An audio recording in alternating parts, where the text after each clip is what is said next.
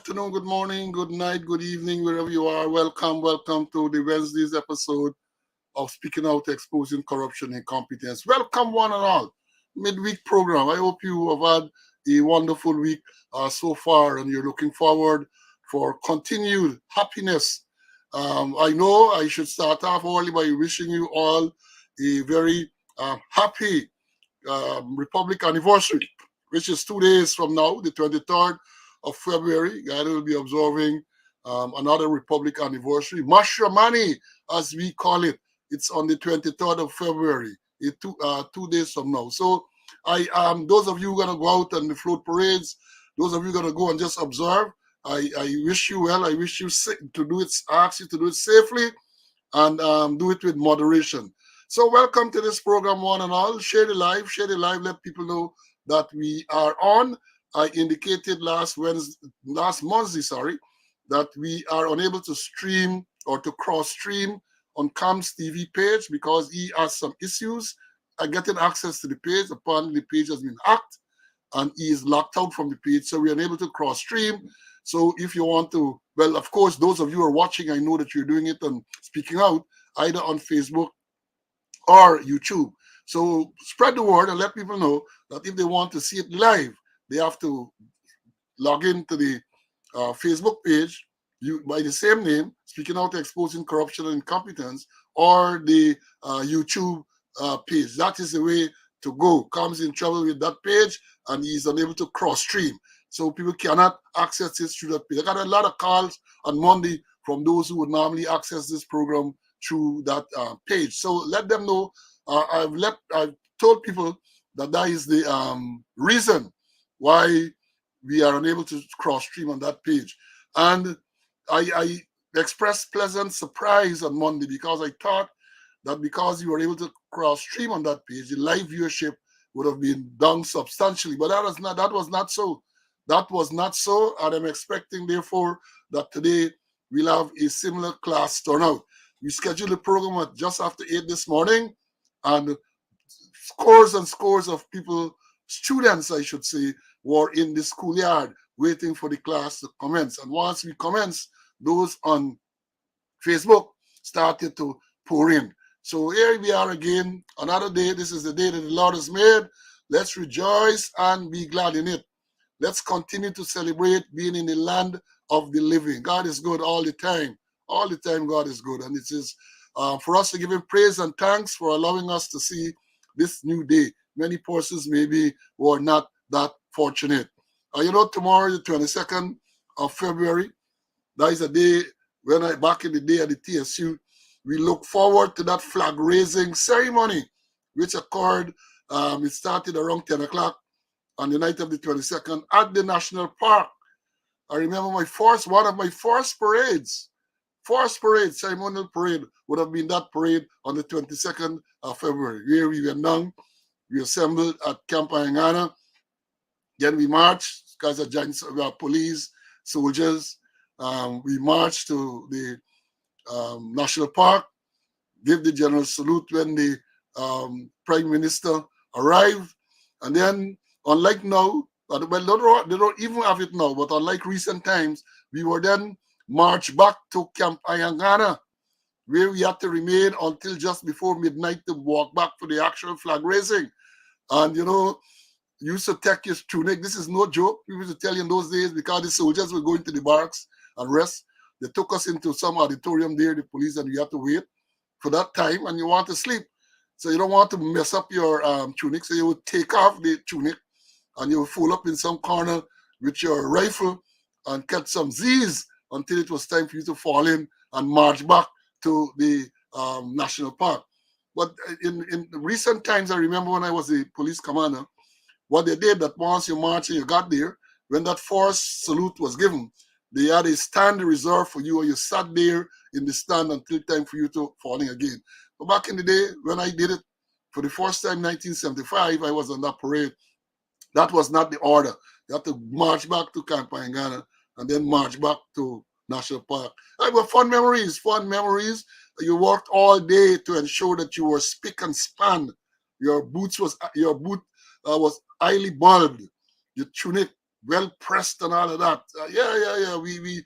I think in those days, I think we even wore gloves, white gloves. I can't be sure with the ceremonial, but we made sure that we were well turned out. We look forward that first of all, you wanted to be selected for the parade because only the best of the best would have been selected for it. So that's the 23rd of February. That's tomorrow. I don't know what they have now. They have downplayed the Republic celebration over the years. The PPP government I'm referring to have downplayed the Republic celebration. Sometimes they get a little thing at the forecourt of Parliament building and something. You see, they always associate Republic with the former President Bonham, who on their mind until now. They always associate Republic with Bonham because Bonham's birthday, I think yesterday would have been his 101st birthday. Bonham's birthday was the 20th of February, and the Republic status was granted on the 23rd of February. So those people associated with Bonham's birthday, and they actually used to boycott that activity. They boycott. And let me say, this is not talking politics, this is not talking race. When you look at Republic celebrations, even the float parade that they're to have on Friday, look to see who are the people there. Look to see who are the people on those parades. They are the children mass competition. Who were the people participating? That's a fact. That's a fact. There's only one ethnic group really supports this activity. And that they can't deny that the evidence is there to support what I am saying. And I say I'm not being racist, I'm not being political, I'm being truthful. That is what happens. So yeah, Bonham had his 101st observation yesterday, and I guess I'm gonna go crazy over that. But you know, the records are there for you to see achievements and all they tried to do after all these years. He died in 1985, and every opportunity they used to bring him back. Bonham did this and Bonham did that. They talk about a lot of bad things that he did. Perhaps he did do bad things, but they don't remember the good things that he did. They don't ever remember that. Compare to what is going on, to compare with other heads of governments and heads of state since then. Make the comparison, and then you will see the true nature of what is going on. Right? So that is the story. That is the story. So let me go on to say I want to congratulate all the new magistrates. 9 magistrates were sworn in yesterday. 9 new magistrates. I hope that having added 9 magistrates to the magistracy, that justice will now be dispensed in a more timely fashion. That should be the expectation of all of us. And I noted among the persons who were sworn in, we have Miss Tamika Clark. You remember Miss Tamika Clark is the person who Ramana from Soku arrested because she advised her client not to give a statement to the police. Remember the thing, headlines all over. She sued, she got judgment in her favor. Ramana, Krishnanath Ramana, is a superintendent. He's in charge of Police Regional 4B. He arrested that magistrate. Well, she wasn't magistrate and that lawyer because she advised her client to remain silent. So she is now a new magistrate. Congratulations, Ms. Clark. I also noted from the list, I observed that there's a gentleman there, Ravindra Mohabir. I don't know him well, but I can tell you that Ravindra Mohabir, the attorney at law who was sworn in as a magistrate, yesterday was one of the prosecutors for Soku in this trumped-up conspiracy to commit fraud charge against myself, Mr. Conway, and others. He, along with Deputy Superintendent Jeffers from the police, were the 2 prosecutors in that matter. And remember, he is the man, along with Jeffers, who filed in the first instance, a statement of claim. In other words, they sued the magistrate because the magistrate ruled that she was not going to allow additional disclosure in the matter because the trial had commenced. He sued the magistrate, or they sued the magistrate. They tried to get a stay. They tried to get the higher court to order the magistrate not to continue the trial. They never succeeded in that. And then shortly thereafter, having not succeeded in that, they then filed a fixed date application. There's another court proceedings against the very magistrate in respect to the very matter. So I was a little, I should say surprised when I saw that that gentleman is now a magistrate as well, having regards to the fact that he had such a close association with Soku only recently. And the question, therefore, is for both Mr. Moabir and Ms. Clark, what is likely to happen when and if and when matters relating to Soku are brought before them? Are they going to recuse themselves? Because remember, Soku, Ramana from Soku, arrested the lawyer who is now the magistrate because she advised her client to remain silent. And the Moabir was recently working with Soku as a prosecutor. So I would ask the question, what happens when matters relating to that department of the Ghana Police Force is brought before them? But we shall see, as the people will see, we shall see what they are going to do with those matters. But congratulations to all those who are now magistrates. As I've said, we hope that will now speed up the process, because the process is slow, and not with an E. It's so S-L-O-W, not S-L-O-W. I am S-L-O-W-E, slow, Paul, slow. But the thing is so slow that one can hope that the process is speeded up. Because they say justice delayed is justice denied. Well, before I do the other announcements, I want to bring in my colleague for him to comment on what we have said so far. Good afternoon, CC. How are you, my brother? I'm good by God's grace. Happy to be in the land of the living. I was much pleased with the appointment of 9 new magistrates. Tamika Clark and Moabir. I remember Moabir in with our case with the trump up conspiracy to defraud charge, and which I term PPPC, police, politics, persecution, and corruption. And I term both he and the other prosecutors. It's not prosecution. I call them persecutors. But justice did prevail, and that's the end of it. And I hope that when matters for Suku comes before him, if any comes before him, Moabir, that he will recuse himself, as you mentioned. Yeah. Well, the matter is not ended. You said that the matter is ended because the magistrate dismissed the matter on the 27th of December last year. And we got notice from the Director of Public Prosecutions that she intends to appeal that decision from the magistrate. I received a copy of the notice, and all of us, each and every person who were defendants in that matter, received similar notice that they intend to appeal. I don't know if they have gone ahead and appeal the case, but I say it's just a waste of time. There was never, ever any offense, as was revealed during the course of the trial, and the magistrate took time to justify why the matter was dismissed. Right, a detailed reasoning on the matter. So they're gonna waste time and say they're appealing and so on. I guess it's not their money, it's we taxpayers' money. But just again, more delay and more denial of a speedy justice. So that is what we have.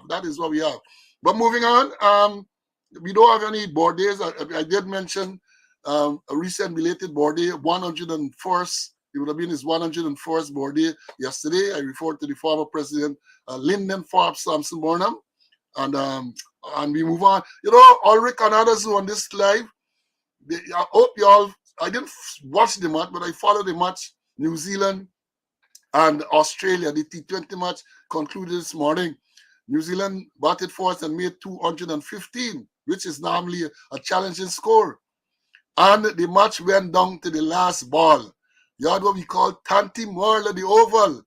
Last ball to bowl, they needed 4 runs. Tim David batting, and the man hit the ball for 4. So Australia wrote one of the last ball of the match. And y'all tell me cricket is nice, whatever format it is, it is always very, very interesting. And so that is the most recent match that we had. What else do I have to greetings in terms of greetings? And remind us all that in a few days' time, the second half of course 74 would be celebrating its 50th anniversary. Those of us, and I'm referring to those of us who joined on the 1st of March, 1974, 50th anniversary. Gaston, I saw your note.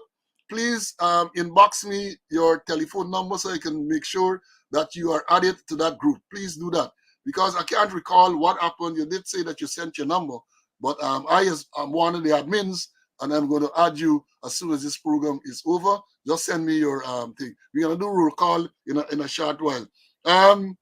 Let me give you an update on court. I'd like to keep you abreast of what's going on in the court with me. The 16th of this month was the deadline for the lawyers to submit submissions in the lawsuit brought against me by now Assistant Commissioner Karimbash. So I don't know. I haven't been given a feedback as to what happened. I know after that date, the judge is supposed to indicate a date when she will hand down the ruling. So we're waiting for that date now. And then yesterday again, I had a court appointment with the chief, acting chief magistrate that is with this sexual assault charges. And because of the swearing, I'm advised that because of the swearing ceremony yesterday, the chief magistrate acting was not available. And therefore, the matter is now put for the 4th of April, 2024. I noted that when the 4th of April comes around, it would have been more than 5 years from the date of the allegation. These incidents are alleged to have occurred in 2019, March and April. So by the time we get to the April this year, it will be more than 5 years. And that is why I said it's a good thing that they have sworn in more magistrates. So let's hope that the process is much speedier than that. So that is what has happened. I have to wait now until the 4th of April. And remember what happens, there's not a trial, The matter was sent back to the chief magistrate to be reassigned. Magistrate Weaver sent it back saying that in the interest of justice, she believed another magistrate should try the case. Apart from that, I didn't get the other reasoning behind the decision. But so when the matter goes to the chief magistrate is now supposed to assign a new magistrate to inquire or to conduct the trial into this matter. So once it comes up on the 4th, it's just this reassignment, and then we got to wait for date when it's going to come up before the new magistrate. And most likely, when it comes up before the new magistrate, it will be for a report. Let me tell you how this thing is working. It will be for a report on the first hearing before the new magistrate. And then once reports are made by the prosecutors and the defense lawyers, then the new magistrate is likely to then set dates for the trial to commence. That is how the system works. So 4th of April doesn't mean nothing can start in then. There's just another date, and then it's going to be bounced down the line. Let me do the roll call quickly. We have lots and lots of students, and I don't want you all blame me for not doing the roll call because I understand now you have said repeatedly that roll call is very, very important. So I'm going to do the roll call, and once we finish the roll call, we're going to move into the many, many subjects we have to deal with this morning. Again, I must warn you because I'm not sure that we're going to be able to get through all of those issues today. And I know you have been telling us that we need to add a third day to the program to make sure we have a third day. And I have good news for you. Let me do that before the roll call to tell you that we have agreed that we will stick in another day. We have not finally decided on that day. Initially, we had said we're going to do it after yesterday, we said we're going to do it on Friday. Then we realized that Friday coming is a public holiday, and we don't want to clash. We don't want to deprive you of your activities on a public holiday. So we decided we're going to wait sometime next week and let you know. Because what we said we're going to do is that we are going to select a day, and then we're going to do one subject relating to some aspect of policing, one subject. And I can tell you immediately that we decided the first subject we're going to do is the Police Discipline Act, because we have been putting that off for a long time.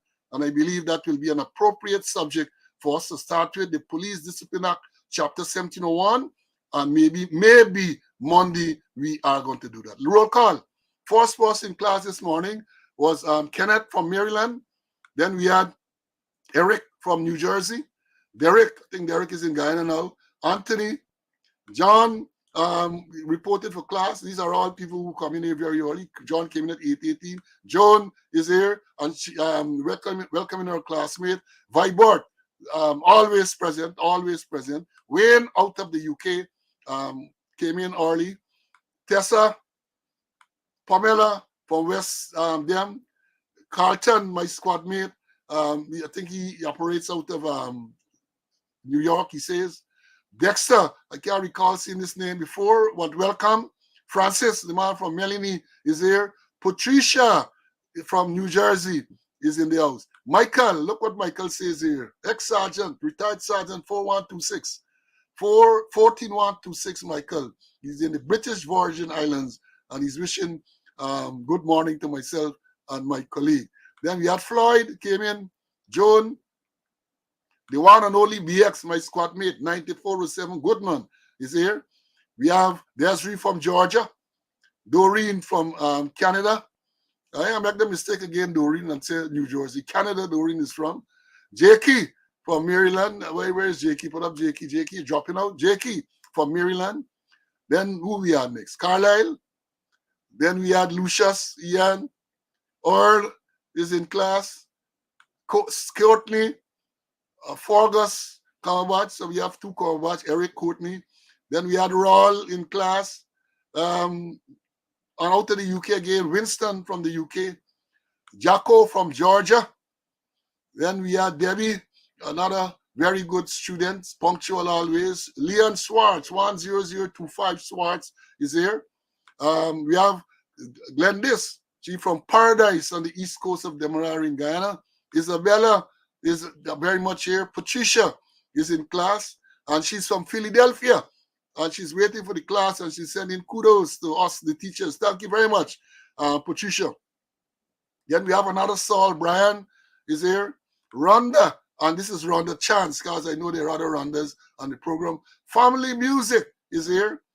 Felicia is here as well. Oren, Lynette. Lynette is from the UK. So we are well represented by persons from the UK. Princess Earl from Lamar Springs is in the house. Vibert, East Bank, another East Bank man is here. Denise, John Knights. I think John is somewhere in New York. Then we had, and he says, what he says here, the longer they take to negotiate with the teachers, is the children who are suffering. He referred to the teachers who are on strike and they stand off with the government. Ulrich is always present. Then we have David came in. Sandra is here. The one and only Rohan Jawahar, 12863 was his regulation number, is here. Then we have Sean, the ex-detective sergeant, is in the house. Barlett from Linden is in the house. Clifton Choate from Paris, Europe is represented. Cecile Ogle is in class. Monica, Ronald, Maureen, Bonita from West Coast Borbies is in the house. Everett from Texas is here. Easy, I guess Easy is a man from all over the place. Easy is here. Rastaman is in the house. Anthony Bradshaw, he's from the East Bank. Peter's Hall on the East Bank. Pauline is very much in class. George is an East Coast man. BV on the East Coast. Charles is in the house. Philip, Queenie from New York is here. Winston from California is in the house. Karen, Danny, I know Danny is in New York. Gordon Collins, Gordon Old Police 6659, he is from Canada. Maury is from New York watching class. TK, Terrence King from California is reporting for class. You have Melville. He said his number was 13119. He's in the schoolyard awaiting. Emerson from Canarsie, Brooklyn. Gaston, my squad mate, 9556. And Squaddy, email me, inbox me a telephone number, and I'll add you to the group. Then we had Valda is very much in the class. Magnell, L. Ben. Not one if he related to, he told us before that he's not related to the other Ben. So let's see, his conduct will determine whether they are bloodlines. So, Elben, Leslie, I got to tease you by. Then you got Jean is in the house. Ether, one of my favorite students, is in the house. I shouldn't say favorite student, but I do have favorite students. Gotta be honest with this thing. And then Ulrich is the man, my squad mate. 9-5. Used to call him fives. 9-5-5-5 Stevens. Brennan is very much here. Vashni, Brennan after this program, give me a call. I called you, I think it was yesterday or someday. I didn't get you. Call me after the program. Colin from Queens is in the house. Kiran, Osman, Wardy, my old traffic man from Bobby's. Shamlin is here. Gary is in the house. And Shamlin is from Philadelphia. Gary. Chilo is very much here as well. Let me put up Chilo. As you can see, all these are people who went on before the program started. Orville is in the house. Johnny, Gloria, Bort, Uverine, Roxanne, Orin, and I know Orin is from the UK as well. Terence from Canada. Ruth, and then the last man before the program went live, and he said just in time, John Rogers, just in time. When we went live, the first person on Facebook we had was Lynette from Barbados. Then we have British Barbie. We have British Barbie. British Barbie must give me a call, man. Give me a call and update me. Bharat, the man grew. Bharat was an old scorer. That's the most he could do with cricket, score. So don't come to tell me you couldn't bat, you couldn't bowl, you couldn't field, so you gravitate to scoring. I got to tease you, Bharat. I got to tease you. Then we have Carlton, Popo, Clarence, Winston, David, and then I'm out with my name. I must be a cousin. Yesan is here as well. Bonita, and Samuel. Many others. So we gotta go. We do the roll call and we continue. We ain't gonna get a chance to go into the program. So let me go into the program now. To say what? First thing that we want to deal with, I've updated you with the court matters. Got a comment again just to say quickly that we continue to support the teachers who are on strike. Their cause is just, and it is time for the government to negotiate with the teachers. This high-handed approach is not going to work. You are the government. The teachers have an issue. You should, or many issues. You have to go and you have to negotiate. You know, it's passing strange that in 2018, when the teachers, led by the very people who are on strike, the government today, who were in opposition in 2018, supported the teachers' strike, supported. But now all of a sudden, the strike is political, the strike is unlawful, and all of that. And somebody sent me a clip recently to show that when the PPP were in opposition, the current president, they were demanding that the teachers should get at least a 50% increase in pay.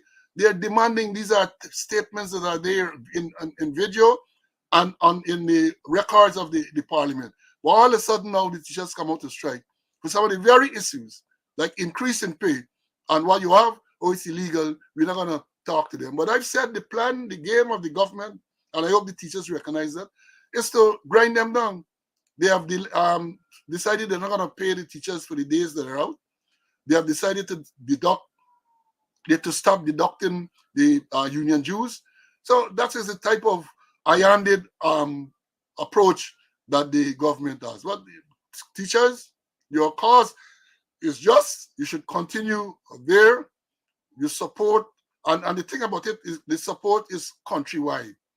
Countrywide, the teachers have gained support for their action. So continue, my brothers and sisters, because we have to remember, the teachers are the ones who mold our youth. The teachers. All of us, had it not been for teachers, we would not have been what we are today. See what you want to say about the teachers strike, my brother. I know you're. I see you are ignoring me like how the government ignoring the teachers. Anyway, a couple of things. You mentioned that you receive a notice of the appeal by the DPP. I wonder if they had sent Sarabu or Prem Narayan to the United States of America and they survey with it, with that notice. And somebody just inboxed me Paul. And they're saying, they to remind me that on March Day is the birth anniversary of our very good friend Marlon Chapman, an excellent detective who used to start from scratch and go in the High Court and get conviction, and was later a very good divisional commando. But I'm with the teacher strike. I'm with it, and I said in a letter, and I'm saying again, it is time for them to have critical conversation, critical confrontation. Sit down and eyeball one another. Sit down and talk frankly. Sit down and have proper discussion. They cannot be allowed to go on because it has the potentials to get out of hand. So they need to talk and talk and talk and bring this thing to an end. Yeah, critical conversations, as you would say. Now, I'm looking for a little note I have here. Bear with me a while, CC. I saw something last evening and again this morning. Oh, I have it here. And our aim on this program is to teach, and I'm referring to two releases from the Police Corporate Communications Unit. They won't learn. They have a person in charge there, Mark Ramatar, a civilian in charge, and it is clear that, well, we know that he had no anything about policing, but it will appear as though these statements that are released from the Police Corporate Communications Unit are not vetted. They are not vetted, because I suspect that if they are vetted, people are going to see these blunders and correct them, but they allow them to release all kind of rubbish in the public to the public. Here's what I'm talking about here. They talk about a burglary accused remanded to prison. That's the headline yesterday. And then they go on to say Tyrese Gonzalez, a 21-year-old laborer of Porika Baghdad, East Bank, Essequibo, was charged with 2 counts of burglary committed on Hemant Prasad and Mahendra Narain last week at Middlesex, Essequibo Coast. The charges were laid under the blah, blah, blah, blah, blah. The problem is that I have with it. They say the burglary committed on Prasad and Narain. Comrades, policemen who are listening and others, burglary cannot be committed on persons or a person. A burglary is committed on a dwelling house. We talked about it here before. And we did say that in our training, we used to use I think what's the acronym? INBED, INBED, to establish the elements. I, you have to have intent. N, it must be in the night. B, they must be breaking. E, they must be entering. And D, it must be a dwelling house. So understand this. So to put out a release to say that burglary committed on Hemant Prasad and Mahendra Narain, it is wrong. You cannot commit burglary on persons. Perhaps you would have said the dwelling house of those persons and you would have been correct. So I don't know, we mentioned this before, and apparently they're listening or they're watching at the messengers and not listening to the message. Again, I say burglary is committed on a dwelling house, not on person. And when you talk about the night, remember we say it has to be committed in the night. The law states the time that is described as night. I can't remember it now, but go into the law and you will see that it tells you the time. So when they said night, it's not for you to determine what is night. The law says what is night. And if the offense is committed on a dwelling house between that time, then the offense of burglary can be accused or charged. And I'm telling you, people this thing all the time, but you have these, I don't know if I can call them jokers because they might be an insult to jokers, right? So thank you, Dexter, we're going to teach indeed, right? So understand, so when you talk about night, look up to see, and the detectives in particular, the commanders, should check the law, and when they say check the law, check 801, the Criminal Law Offences Act, and see what is night in relation to burglary. Because the Motor Vehicle and Road Traffic Act also has night in relation to vehicles having to use their lights in the night. But it is different. Because I know in the Motor Vehicles and Road Traffic Act, you have 2 different timings depending on the time of the year. We know that the end of the year, it gets a little darker earlier, and the law caters for that. So people, read up this thing. And then the other release, before, let me bring in Mr. Conway to talk about this one before I go to the next one. See, tell these people for me, man. They must believe sure I know what he's saying. Burglary cannot be committed on a person. It has to be on the dwelling house of the person. So to issue a release to say burglary committed on Narayan and Prasad, it is wrong. It has to be on the dwelling house of those persons. Please, TC, go ahead. So true, you know. And as you rightly mentioned, in bed, intent, nighttime, breakage, entry, and dwelling house. And many times we hear about a daytime burglary. We hear burglary in the storeroom. We hear burglary in the church and all kind of nonsense. And if my memory serves me right, nighttime is between 9 in the night and 5 in the morning. So burglary each offense has ingredients. And the ingredients for burglary is in bed. Easy to remember: intent, nighttime, breakage, entry, dwelling house. And if those anyone is missing there, it is not burglary, it's something else. Well said, my brother. And here, again, they talk about people robbing buildings and all. I mean, if the civilians say these things, you can understand.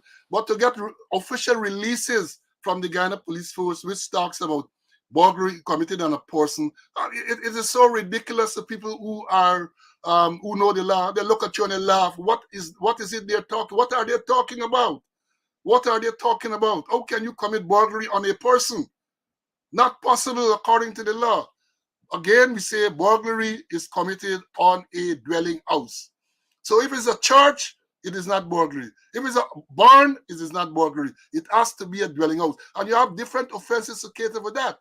For example, if it's a church, you might charge sacrilege, and they have offenses under the criminal law, offenses that to deal, if it's an outhouse and all of those type of things.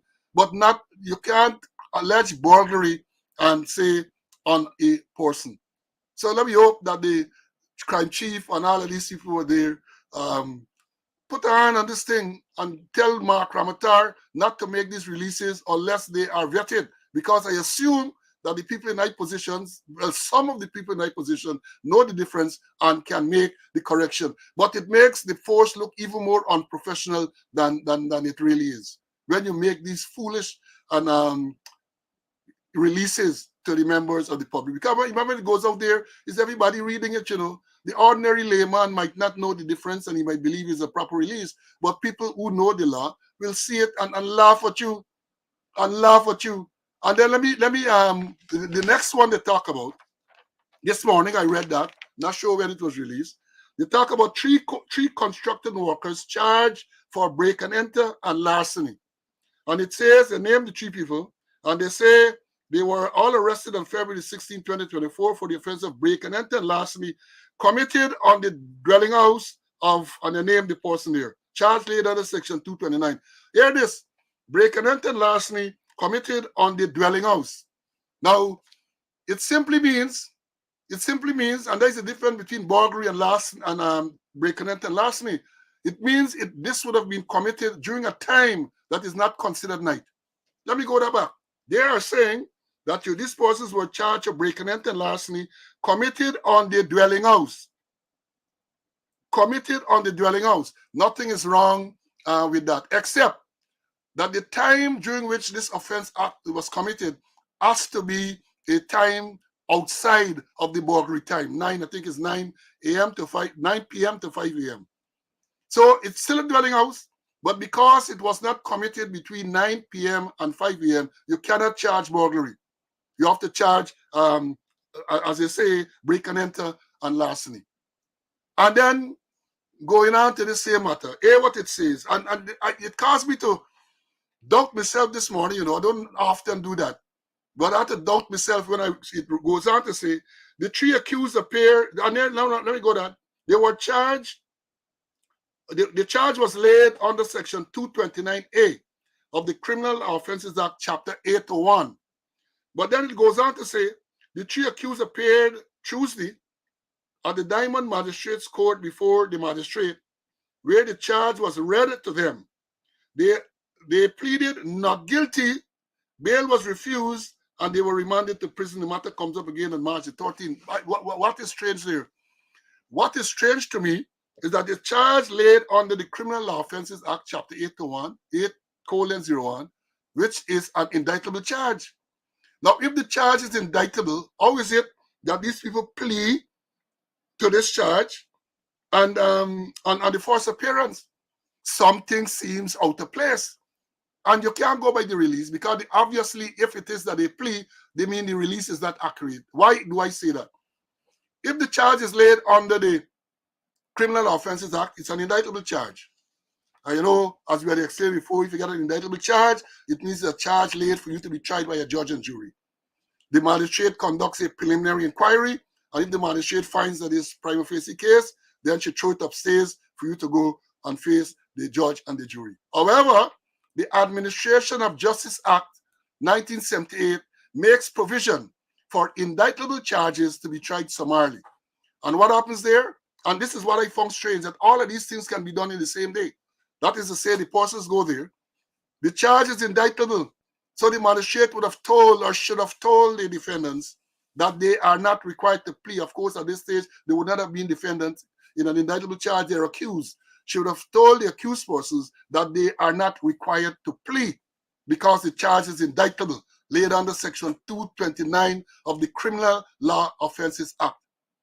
Under normal circumstances, and I said this thing a little misleading, this release, under normal circumstances, the magistrate would have gone ahead and would have remanded these persons, put them on bail or remand them. And put the matter for report at a particular date. When the matter comes up for report, the prosecutor may then make an application for summary disposal under the Administration of Justice Act 1978. If the magistrate grants that application, then the magistrate will reread the charge to the defendants, they are defendants at that time, and ask them to plea.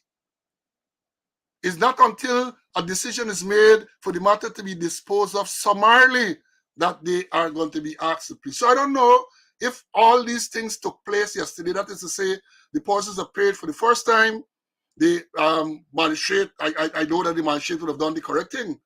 They would have told them that the charge is indictable, they are not required to plea. The prosecutor would have then made an application for summary disposal. The application would have been granted. The charge would have been reread to them.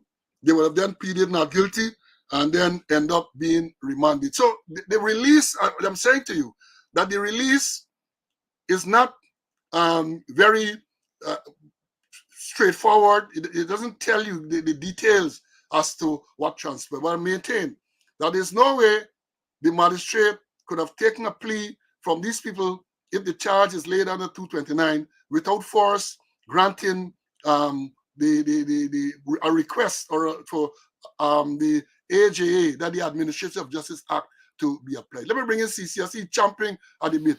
CC, help me out here, man. I tried to explain. I don't know if you can show any more light on this matter. Well, you are pellucid, you know, and there are certain offenses which we call hybrid offenses, where they can be dealt with in the magistrate court or the high court.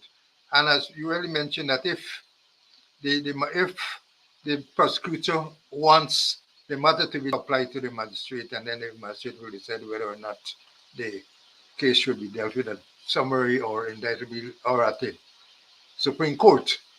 But perhaps the magistrate rush with breakneck speed, and also the prosecutor asks for summary disposal, and all kind of things happen. But you really know. But then they got to be careful with releases.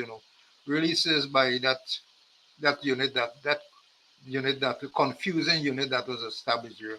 And it's clear that persons high in high authority are not vetting those reports, or maybe if they're vetting, they don't know what they're about. Clearly, either they're not vetted, or if they are vetted, they don't know what they're about. Again, we say when they put out these releases there in the public, people are looking at them, and people who know they wonder what's going on. What's going on? How can the police be making these official releases with these glaring inconsistencies and errors? And it's not a one-off. They are consistent with that. And I have a strong suspicion that they are consistent because they just don't know, and nobody vets these things properly, and they just write these things believing that they're writing the correct thing and making a mess of the paint, as the people would say. They are making a mess of the paint. They're making the police look even worse than they really should look. And people have been calling me, people who know, not only from Guyana, because I have connections around the Caribbean and farther afield. And when people see these things, they call to find out what is going on in the Guyana police force. How can they be saying these things? How can they be doing these things? But that is what you have. That is what you have. Lack of proper leadership, lack of education, lack of the knowledge, policing knowledge. I made the statement before, I'm repeating it here for emphasis, that one of the biggest problem I believe in the Guyana police force, that they don't have enough policemen who are in charge of division, station, and branches. Policemen, not people who wearing police uniform. And many of us will be able to recognize the difference and the subtleties. A person wearing police uniform, yeah, I use police, but are you a real policeman? In other words, do you know the law? Do you know the regulations? Do you know how these things are properly applied? That is what determines whether you are a policeman or whether you're just a person wearing a police uniform. I said when I was a sergeant a long, long time ago, me and Young and these boys would remember Ulrich, CC, and I was a very young sergeant, 21 years old sergeant. And then we had people like Tapin, there's CC Squaddy with me. And we used to make a distinction between sergeants and people who were wearing three stripes. We used to say the older policemen who did not know to drill and to the rudiments of training and all of that, how you were the TSU, said they were wearing three stripes, but we were sergeants, right? So there was a difference then. We made a distinction between sergeants and people wearing three stripes. So got to make a distinction now between policemen and people wearing police uniform. That is what we have to do. Now moving on. We talked on the last occasion about the conditions under which policemen are made to work and live. We showed you the Keriku police station. And I think we want to show you, let me show you this one here. Let me see another station. Bear with me a while. Bear with me. Let me show you this other police station. Let me bring in CC while I look for this. CC, maybe you want to comment on that while I look for this other police station. I think it's Kaikan I'm looking for. Kaikan. Go ahead. Yeah. The conditions of those police stations, Kaikan, they're terrible conditions. And Ikeraku is at the border location, close to Ettering. I think it's about 40 minutes flight time by aircraft from Ettering to Kaikan. And also they have Ettering to Ikeraku. And you have Kaikan also. Ikeraku is in the Cayenne River. Kaikan Kaikan is also on the border with Venezuela. And you have Orange Duke also. Orange Duke is in the Earring River, where you have a lot of tourists go in there during the weekends and on holidays. And those police stations are in the deplorable state. I understand that some money has been passed to repair Ikeraku police station. But what they've been doing, they've been concentrating on the airstrip, which is just next to the police station. And here we have the police station where the station, the same building where the police live in, they're eating, they're sleeping, and they're doing everything. They have the lockups, everything in one little flat building. Yeah, and that is Kaikan. And the Kaikan might be looking good. But what they did, I think before the president had to go there, so they find some white paint and some blue paint and paint over them all over there. But that is the station where the police are living there. The inquiries officers are there. Place to interview people are there. They need to kind of start now reconstruct police stations, make them differently, separate the station from, from the living quarters. Perhaps they need to build a two-story building or build a separate building as from the police station itself. Those stations are in deplorable conditions. I gotta take my hats off to those policemen who are stationed there. If you see those buildings, the outside looking good, but when you go inside there, oh Christ. And then they had other stations like Isano, like Inaku, like Yarakito, and I can go on and go on. They're concentrating on buildings at headquarters where they're gonna, and then they're gonna build 12 stories at Brickdam and other the place, the TSU okay, the training school okay, and other places. But what happened to the policemen in the interior? Those policemen who are making a sacrifice, who are there to protect the integrity, the territorial integrity. They're treating them like dirt, pork knuckles, and I repeat, pork knuckles in better living condition than the police at Ikerku, than the police at Kaikan, than the police at Oranjuk, and other areas. Please, man, please. Try look at the human factor, use the human aspect. Those are the police who have got to defend our borders. And the stations worse than how some pork knuckles live in. And it's only some commanders wrote report asking for repairs to be done or new police stations to be done, but apparently nothing is being done. And well, some other commanders don't know the station. They never been to the station. And let me tell you a little story. Something I like to talk a little story. In 1978, when I was promoted to corporal, I was stationed at Mabaruma. And I got a message in the morning that I get promoted to corporal. And a message came up in the afternoon by radio said, I must travel down to see the commander immediately. And next day I traveled out. Went in to see the commander, saluted him and so forth. He said, sit down. He said, you want to know why I sent for you? I said, yes, sir. He said, I sent for you because I promote you and I know what you look like. And then he explained to me that they had wanted to promote a set of people, and when they had disqualified a whole lot, somebody asked to see a list of the ranks who were not recommended but had passed the promotion exam. And here now they're not dealing with promotion exam anymore. And he said a deputy commissioner who had worked with before when he was a senior superintendent stood up and said, yes, they got a good by name Conway. He working at Mabarumo, used to make good cases in the CID and the general duty and the traffic. I think we should promote him. He's somewhere in the interior at Mabarumo. And my boss, my commander, who never see me, who won't know anything but me, as a man talking for interior, he said, oh yes, very good boy, and I get promoted. And there and then, I made a plea. I said, one to myself, I said, I got to be a commander. And I got to be commander F division. And also, I mustn't behave like that commander. I must know my men inside out, and I must know where they're living. I must know their living condition inside out. And my first command position was commander F division. And I make sure that I visited all the stations several times over and over again. All inspection, talk to men, look at their welfare, look at their living condition, and all kind of thing to make sure that things go well. So my things to commander is make sure that you know your men, make sure you know their living quarters and fight for them. And also that I wonder what the police association is doing.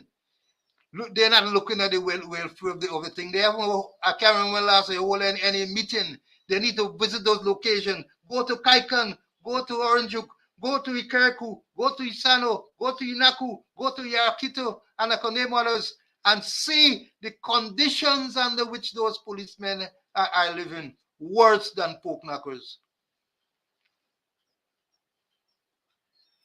Yeah, they live in terrible conditions. And if the people from the police association who have a statutory responsibility to make representation to the administration in respect to welfare issues, if they are not doing that, what do you expect? What do you expect? They're in tongue and they don't know what is going on. They don't know what is going on. So people live in all type of terrible conditions. And how can people be expected to function, to serve and protect the members of the public when their welfare is not being looked at by the superiors? And talking about not only the living in the building, I alluded to it on previous programs, the allowances, and I have the note. And look, you might not believe some of the figures that I'm calling, but I'm telling you, these are the current figures. I told you before about traveling allowance. comprehensive since I was in the system how many years ago. If you have a you have comprehensive coverage for your car, it's $21,642 a month. If you have third-party insurance, it was considerably less. I didn't get the exact figure. I can't remember. I think 13,000 something or something like that. Now, I told you about if you have a master's degree, if you have a master's degree, or if you have a bachelor's degree, your allowance, your educational allowance is 320 Ghana dollars a month. 320, and that is taxable. My information was they apply the tax, you get like about 312 it amounts to. Coming back down to education more, let me tell you some other education allowance that we are talking about. If you have GCE A level, if you have I don't think anybody get that now. GCE A level, you get $75 a month per subject, I think. $75 a month per subject. O levels is $50 a month per subject. I talk about Ghana dollars there, per subject. If you have a UG diploma, I told you before about a degree, if you have a diploma, it is $250 a month. Meals allowance. Those same people in the interior there and so on, meals allowance, $2,250 a month. In some areas that we call mining areas or Poknaka area, $2,250 a month. Laundry allowance. Laundry allowance. Officers and inspectors, $500 a month. The other ranks, sergeant down, you get $1,000 a month for laundry. Whole month laundry to keep your clothes clean. Your uniform you're talking about. If you're detective, your plain clothes. There is an allowance called proficiency allowance. So if you're at finance office and those places, you get a proficiency allowance. It is 40 Ghana dollars a month. 40 Ghana dollars a month. Driving allowance.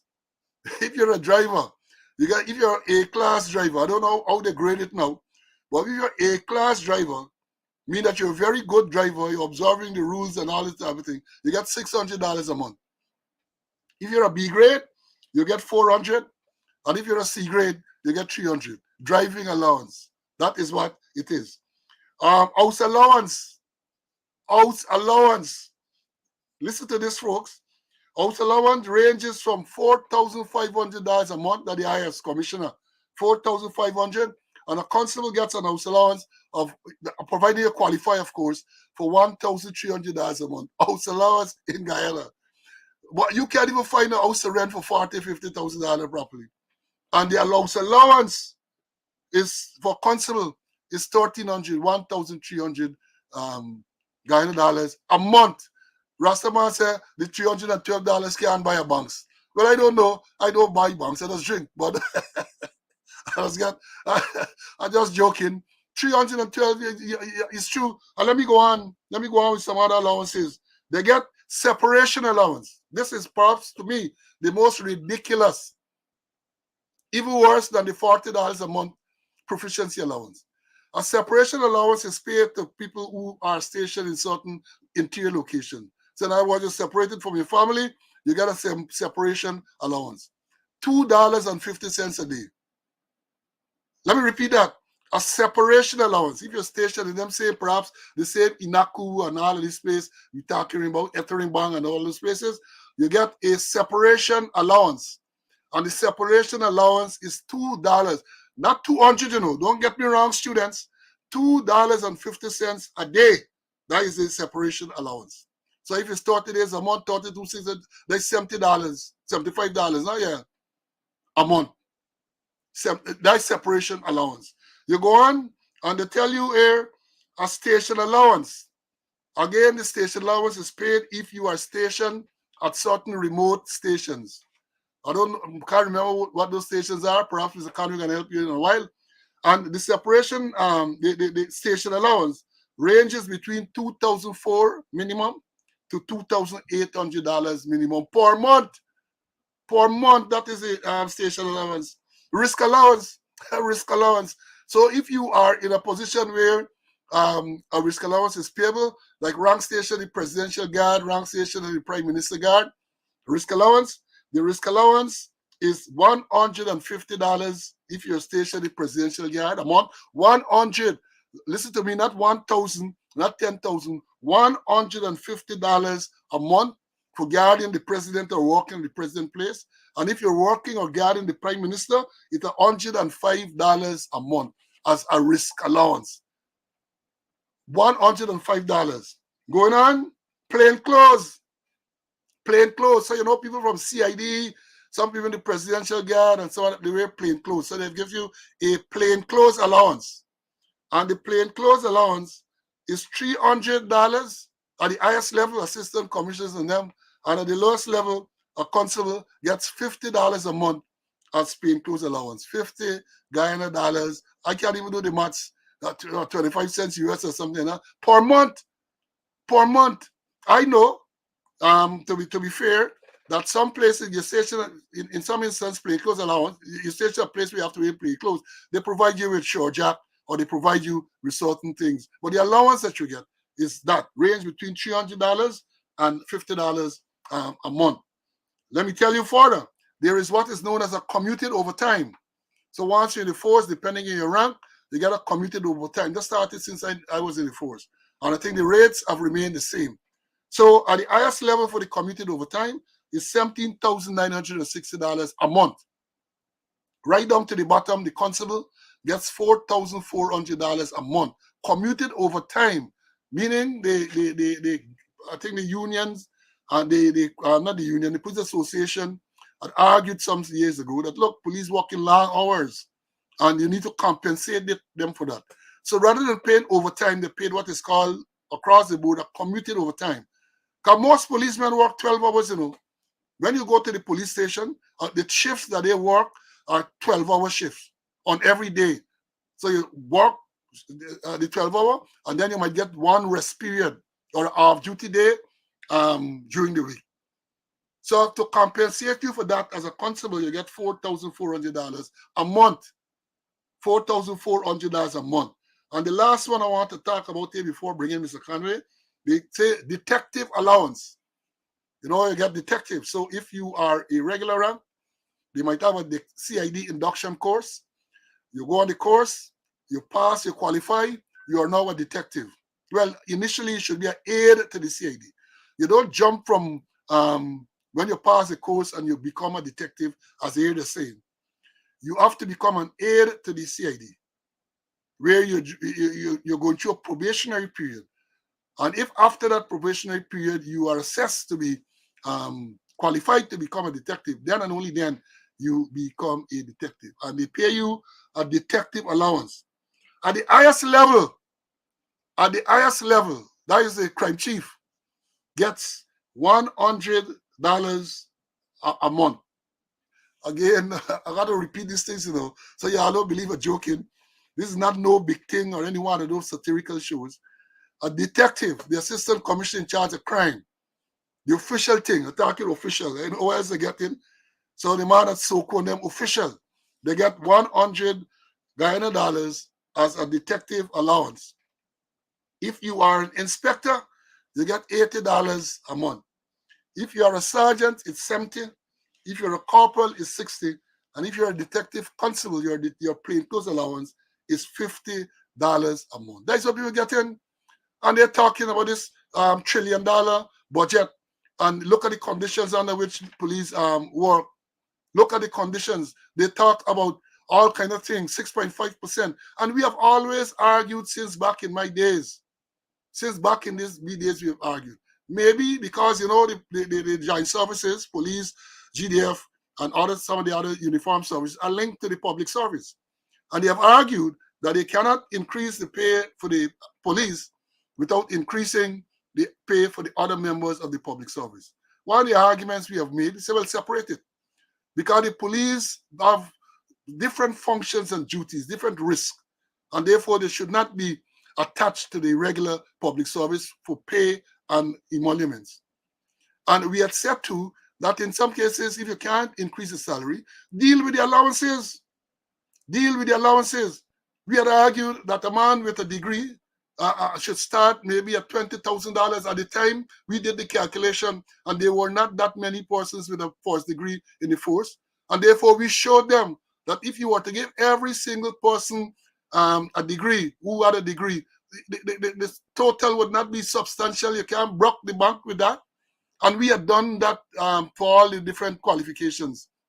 CXC, same thing. We say it should be an incentive for persons to come in. So even when you look at the salary now, which is around $104,000 a month, Mark can decide that, look, if I get a 5 subject and you're paying me $10,000 a subject, and this is a random figure, then if I get a 5, there's an additional 50. And it perhaps it can work.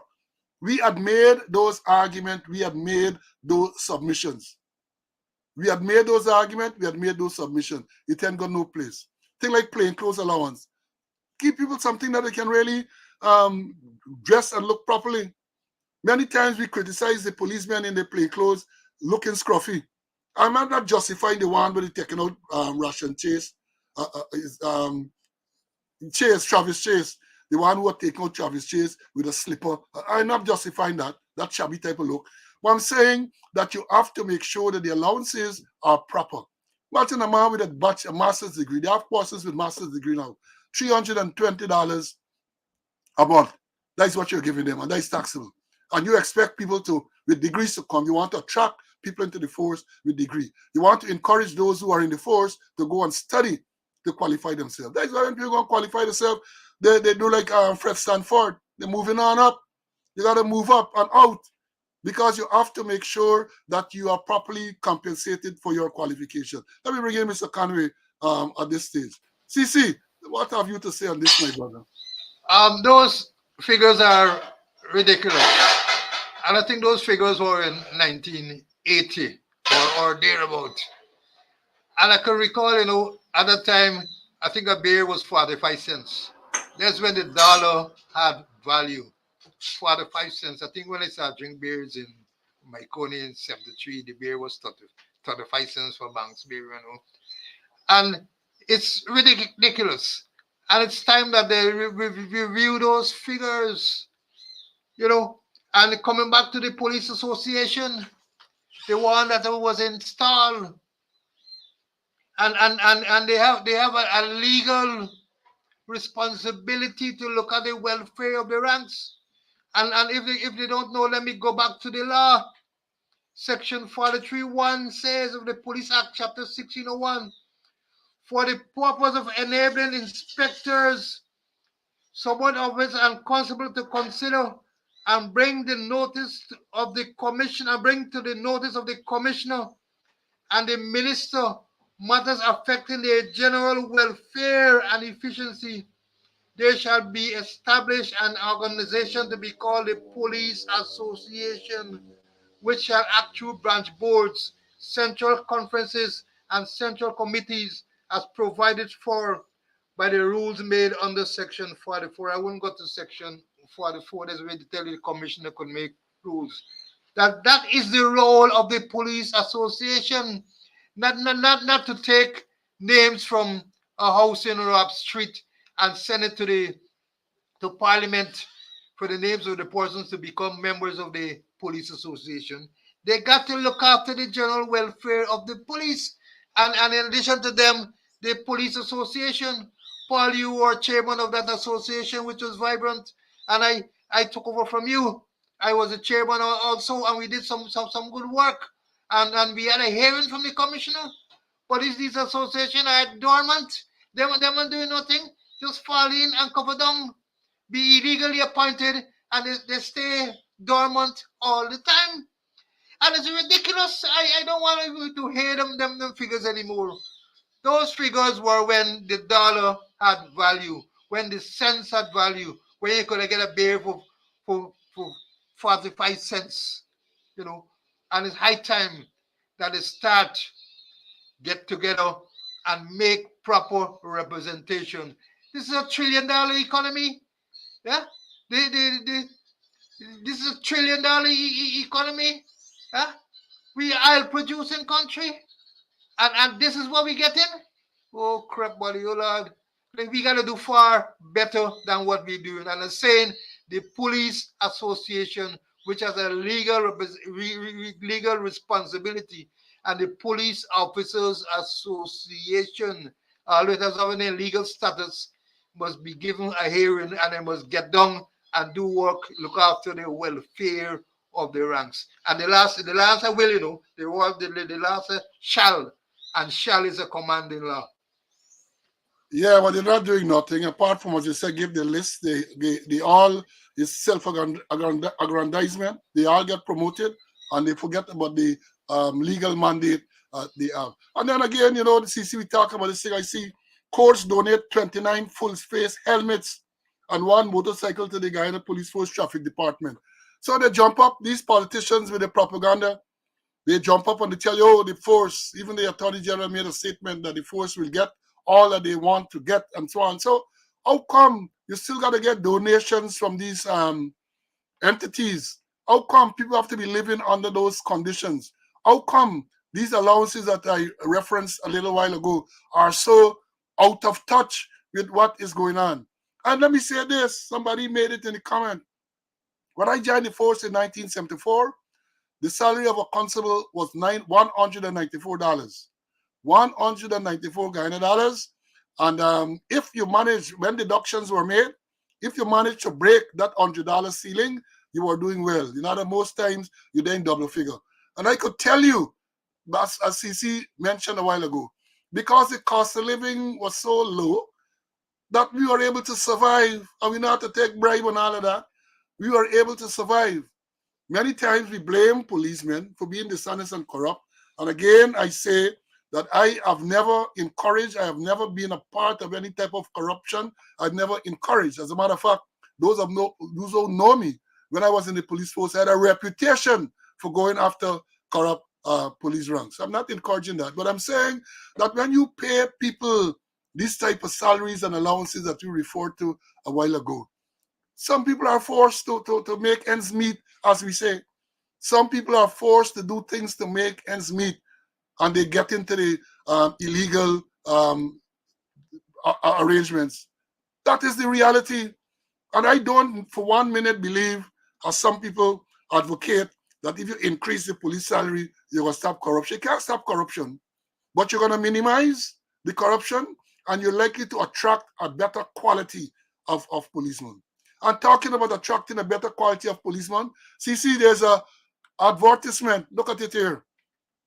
There's an advertisement where I saw this morning, and I'm giving the police a plug. The police, they said Police Region 3, they are now recruiting, and they are going to have, I think, interviews on I can't see the date, a little small, I think it's the 26th and 27th, and they have it there. But what struck me as strange is that right down at the bottom in the little blue, they tell you all you have to come with your identification card and your writing materials. Excuse me. What I recall, not so long ago, matter of fact, perhaps within the past month, they said that you have to have O levels, sorry, CXC passes because they have improved the standard, the entry standard. Now, if you have improved and people have to have CXC subjects, how come you're asking these applicants just to work with paper, writing materials, and identification card? CC, explain this to me, please. I really can't really explain it, but then if you look at it, walk with your ID card. Could somebody walk with the ID card? Could you walk with your ID card? And if I could tell you, I was a recruitment officer for the Guyana Police Force. And I could tell you, especially when those persons come and say they get 10 CXC and 11 CXC and all kind of thing. You know what I used to do? I used to send the papers to the other examination division at QC. And I had numerous cases where those things were bogus. A lot of people will come with bogus things. I put people in front of the court for submitting bogus thing to us. And the whole recruitment process needs to be a revamping.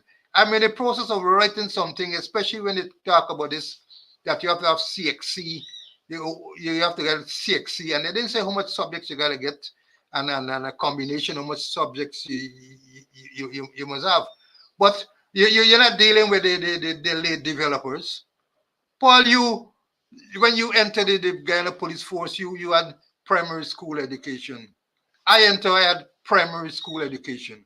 People are late developers. People they develop late. People they get opportunity and they grasp the opportunity. Many persons join the police force with their board certificate and they're left with tertiary education, these things that you got. And not only that, you need to look at not only people qualify, you got to look at behavior. Behavior is a major thing that the police got to deal with now. And persons will get a whole set of certificates, but sometimes they displaying psychopathic behavior. They are psychopaths. The behavior that they're displaying is not what is acceptable. What they need to set up is something called assessment centers, where when they pass the exam and the medicals and all sort of thing, they attend assessment centers where you create scenarios to look at behavior. I remember when I was attached to the Jamaica Constabulary Staff College, they had assessment centers and I attended quite a number. I remember a guy just out of University of the West Indies and he came to join the force and the scenarios that they designed there, he displayed some psychopathic behavior and he didn't get it work. I remember my Jamaican counterpart said, if him a psycho, him can't be on police.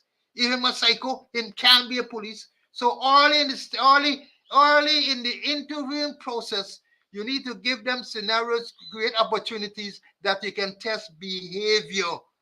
And then is when you could start to weed out people early because people would come in with all kind of undesirable behavior. Not just an interview, you pass the test, you pass the medical, you get a background check. CRO say that you have no conviction and you automatically become a police. You need to go further than that and you need to analyze behavior. That's why I've been saying over and over again, there should be a behavioral science unit in the Guyana Police Force. And that is so true. And when you talk about they come with tell them police clearance, background check police clearance. And let me say this, the fact that the police clearance certificate of character say that nothing is known against this person doesn't mean that you have not been involved in criminal and other antisocial activities. Because how that works, the police criminal records office deal with records of conviction. So if you are convicted, the necessary forms are filled. It is sent to the CRO, the Criminal Record Office, for filing. Now, if you are charged, you're not convicted, perhaps you didn't get to trial, you're on bail. Excuse me, folks. Throat. Yeah, you're on bail. And you make an application during that period for a police clearance. More often than not, you're going to get a clearance saying that there's nothing known about you. If you are, as I said, Teflon, nothing sticks on you. So you might have 3, 4, 5 charges for robbery and other serious criminal offenses, and you are never convicted for whatever reason. The voter complainant decide you're not going to give evidence or something. The matter, you're not convicted, you're going to get a clearance or a certificate of character which says that nothing is known about you. So that is not a good thing to go on. That is why you have to go into the area where the person resides and make inquiries, because they're going to tell you, the man is a bad foul thief, the man is like fight, the man is wound people. That is the type of thing you got to do. Well, you can't go as they do and ask the man's relatives. The police are sent to do background check on a person. They go in and ask the person, father and brother about the person. How you expect to get an accurate report on the person? So this is what you got to do. Now moving on, as I said, we got a lot of issues we can't done with all of them today. But this one I have to talk about. I am talking about this big story that is brewing. Well, not only brewing, bust out, as we say. That is to say, the vessel that capsized off the coast of Tobago, leading to this oil spill. They got a massive oil spill off of Tobago. It is said because the oil spill, it is said that the vessel is owned by a Guyanese businessman. Several businesses, they say this man operate, including one or more in Regent Street. That is what it's saying. And the latest news is that not only oil washing up on the Tobago shores, but cocaine as well. Cocaine. And nobody is owning this vessel. Nobody is owning the shipment. But the people are saying that this was a shipment of oil, not crude, because Guyana get refinery, maybe Bunker C or something like that, traveling from Venezuela. They claim that this thing was coming from Venezuela to Guyana. That is what it is being alleged. And they call names, as I say, who might be involved, who the shipment, who owned the shipment, and all of that. I encourage you to read it because it is another damning indictment against Guyana. All of us, gotta say Guyanese, right? Oil and cocaine, Terrence, yes, washing up on the shore. And they say this thing was consigned to Guyana. They name a Guyanese businessman who they say owned this thing. And my investigation revealed that this man has been shipping stuff, oil, from Venezuela for some time now. So here it is. We have a situation where Venezuela claiming 2/3 of Guyana. America, I think, reimposing sanctions on Venezuela. And what are we having? We have Guyanese businessmen, or a businessman at least, importing oil from Venezuela to Guyana. Something went wrong with the tug and the oil vessel. I did run aground, it capsized. The oil is leaking as we speak, I understand. And it is washing up on the shores of Tobago. I read to say that I think Grenada now is threatened by this oil spill. And the news suggests that cocaine, packets of cocaine, each packet value $1 million TT, being washed up on the shores of Tobago or Trinidad and Tobago. I'm not sure what it is. That is what the allegation is. And the people quiet. The people quiet. But I would expect that chap, tomorrow afternoon, that chap who knows about everything, who speaks about everything, who is the czar for everything, he's going to tell us something tomorrow about this vessel, who it was consigned to, who owns it, and the whole arrangement concerning this sunken vessel that's spilling oil onto the shores of Trinidad. He's going to tell us about that. He's going to tell us too, perhaps, how come Guyana doing business, that type of business with Venezuela. He's going to tell us. See, let me look forward to hearing something about this oil thing from that chap tomorrow. I'm not a betting man, but I almost certainly you can get a wall of silence. And even if reporters pose a question, he's going to sidetrack it. But let's see what's going to happen tomorrow. But it's shocking, and people not forthright. They're not coming forward. Although they have the information, the information is there. I don't know how it's operating, but remember Paul Jr. World Cup 2007 now? They used to get data in just what they call advanced passenger manifest, where this thing coming in, you have an advance notice of what coming in. And I'm sure that authorities here had a notice of what was coming in. And then if you're going to bring in oil, the Guyana National Energy Authority has to give you some kind of permission to bring in those things there. I mentioned cocaine floating up. The things going to reveal itself. I don't want to really make any real pronouncement at this stage, but things going to reveal itself. Things going to be revealed. I think El DeBarge sang that song, a song similar to that. Things are going to be revealed. And let me say this. Again, people are watching. People are watching. And people in Trinidad are finding cocaine. Yeah, that is what I said. They're finding cocaine on this thing. So it's not only oil, it's cocaine. So it's everything cocaine in shipping from Guyana, but it's not shipping from Guyana, but Guyana name involved or Guyanese name involved in all kind of illegal stuff. And these people will sit down there and tell you all type of crap. Tell you that the teachers strike illegal. They're gonna tell you you can't sing but 6.5. And you know, last night I had a good laugh. I looked at Sharon Duncan's show, and he was showing somebody last week Friday, if you recall, it was a Calypso final, I think in Linden.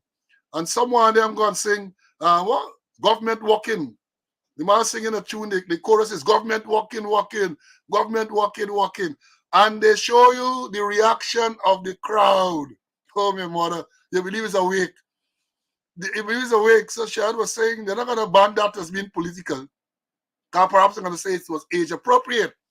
But the child that sang 6.5 can't walk, and the one that recited the poem get banned. They get banned. But the man singing government walking, walking, government walking, walking. So I could imagine, I said, we're going to change up the lyrics very soon. We're going to change up the lyrics very soon. But the beauty of the thing was to see the reaction of the people. I have never seen a more stoic, like I don't know is the right word. People just stand up there, they men saying then no type of joy on their face during the singing of this calypso. The man gyrating on stage, and when they pan the camera on the crowd, everybody face glum. Nobody want to hear the nonsense they were singing. Now moving on, as we almost coming to a close, the other issue Fire Nation. Fire Nation over the past couple of weeks since we mentioned it. Castle Hotel burned down. Those of you from New Amsterdam or one New Amsterdam, big hotel in New Amsterdam Castle. Let me show you some of the footage that I managed to get. Castle Forest. Let me show you. This is Castle Hotel in New Amsterdam on.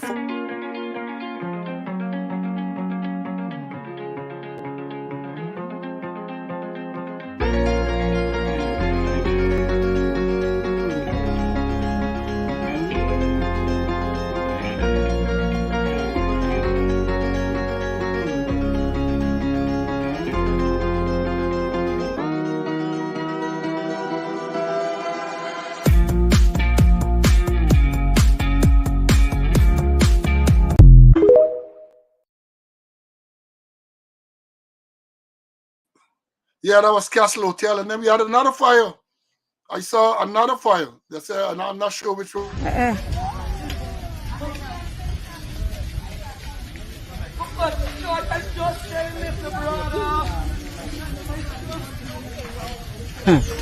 I show you by life.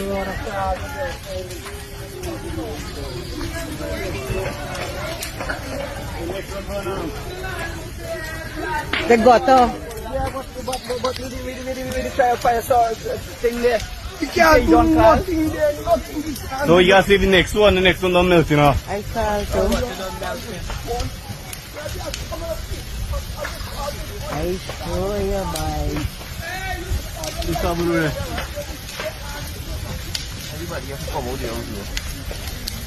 And nothing again for come on. Hey, Rich. The one done what you done, Captain? So what do you think don't melt now for this new house? Yeah. We're more than them, man. We're more than them. What's a good. Look at it.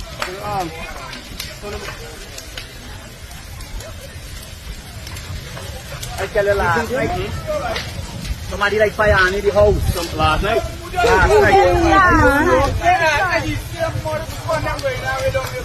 It's not no, it is not Yeah, so those are two fires. And you know, the reason why maybe these fires got out like that is because they didn't follow a certain man's instructions.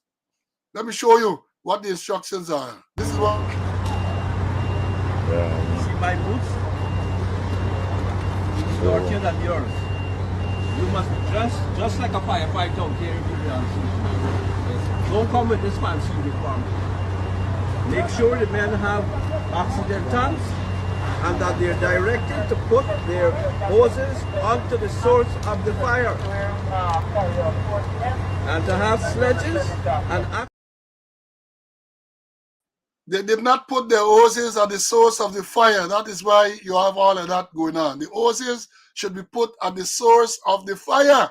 That is what the minister instructed. And perhaps if they had done that, castle would not have burned down, and this other building would not have burned as well. That is what you have, Fire Nation, and then they're directing people out to fight fire. And everything going wrong in this area. Prisons, fire, police, everything going wrong. As the people had said, it's time you take a rest, minister. Time to take a rest. The countryman would say, you're sour. You're sour. You should take a rest. Take bath, blue water.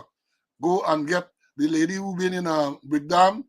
They make it a big nice woman, say she walking over. Go to that woman, maybe she can help you. Need jare, need puja, all of these things. Somebody got to do some work for you. Because all the areas that you supervise are in problems. All of those areas are in problems.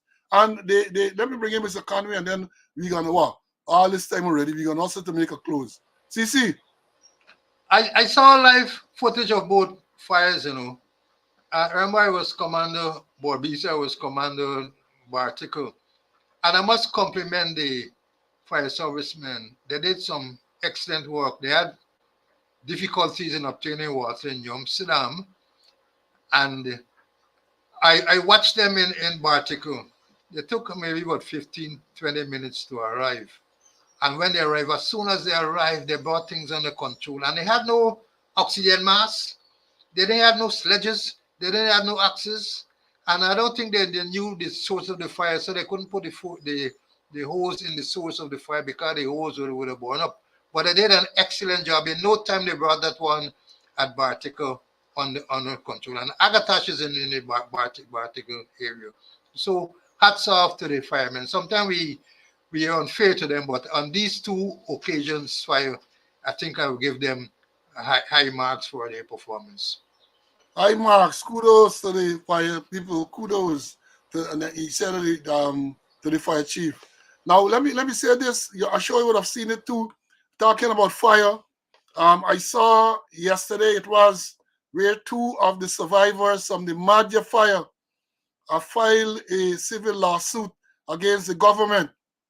Two of them claiming all kind of emotional and physical issues and so on. But I want to compliment them, and the lawyer, I think is Mr. Anderson, filed a lawsuit. So let's see where that will go, because, you know, shortly after the fire, the government moved with indecent haste to try to come to some arrangement where they coerce and force the people to sign some agreement.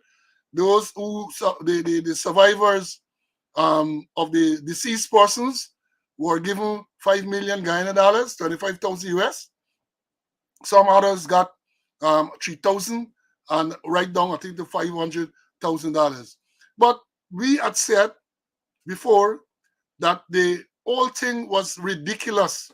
A lot of conflict of interest situations and so on took place. And I refer specifically to the issue where the lawyer who advised these families, who are advising the family, turned out to be the same lawyer who was the lawyer for the Commission of Inquiry. And we said that was a conflict of interest. So I hope that all of those issues come up in this civil lawsuit filed by the two. And I will hope that more of them, survivors and parents of the deceased persons, will do likewise. Let this matter go to court and be ventilated. Forget about this whitewash Commission of Inquiry that they had. We need to get to but maybe more evidence is going to be revealed during the civil lawsuit. CC, I'm sure you saw that too.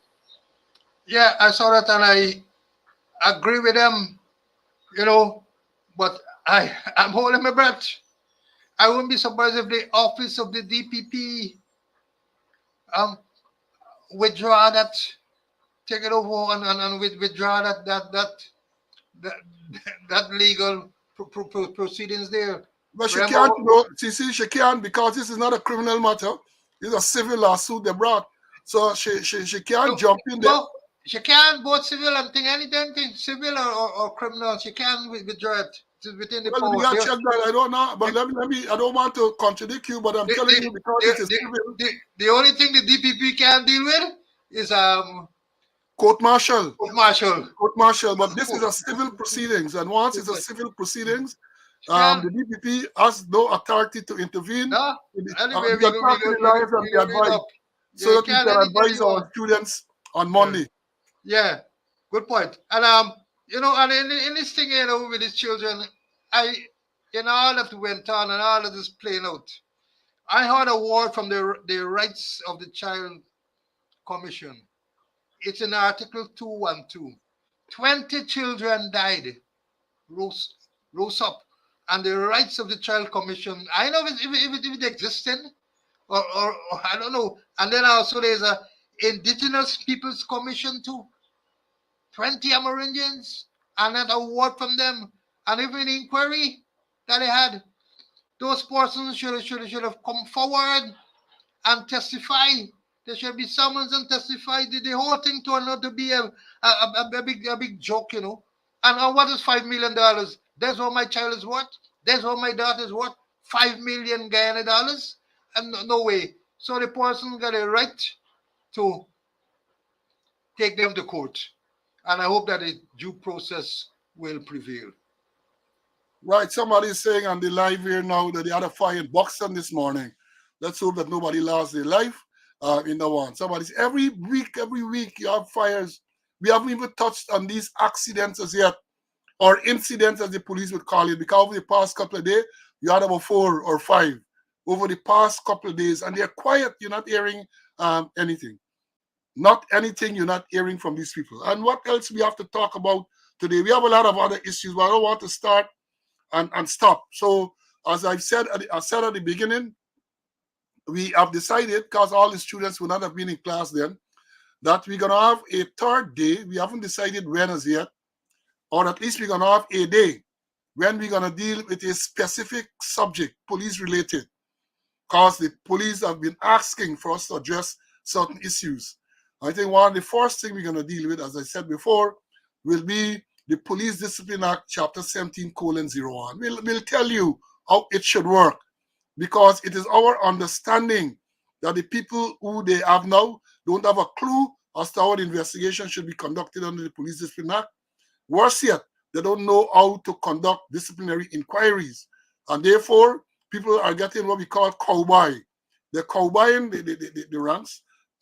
We have cases where people are being dismissed without due process. So we're going to go through it. I am hopeful that we're going to be able to address that on Monday. It is a subject that will take more than one programs, and therefore, if we start on it, we are going to move on. But then what happens, so many things come up that we feel compelled to bring them to your attention, and these things keep slipping back. But I think it is time that we address this particular issue, and then we are going to see how it goes. We had indicated that we wanted to start on Friday, but then we realized Friday is public holiday, Mash Day. So once again, enjoy your mash, and be safe. I have one other clip to show, and then I'm going to do the wrap up, and we're going to move on. And this is it. The Guyana Public Service Cooperative Credit Union will be hosting a special general meeting and elections on Saturday, March 2, 2024. The meeting and elections will be held both virtually and in person in the various regions. Members in Region 4 will be allowed to vote at the Critchlow Labor College, Wolford Avenue. The meeting will be held from 9 a.m. to 1 p.m. Members are asked to be on the lookout for information regarding online voting and regional polling places. Full participation of members is encouraged. Let us move your credit union forward. Yes, folks, there's an ad that I promised to show. Those members who are of the credit union, make sure that you turn out and you vote for the people of your choice. This controversy was much too long. It needs to be resolved through a democratic process, and that is what is being planned. Now, as I've said, we were 1 and 3/4 hours already today. MASH is on Friday. Enjoy yourself. Do so in moderation. Be safe, folks. Be safe. Be safe. Fires, road accidents, road incidents, as they would call them, there. So you have a responsibility to take care of yourselves and your loved ones. So, God's willing, we are planning to meet again on Monday. So all being well, and if the good Lord agrees, see you on Monday at 12 o'clock Ghana time, 11 o'clock Eastern Standard Time in the US for another episode of Speaking Out, Exposing Corruption and Incompetence. Until then, bye.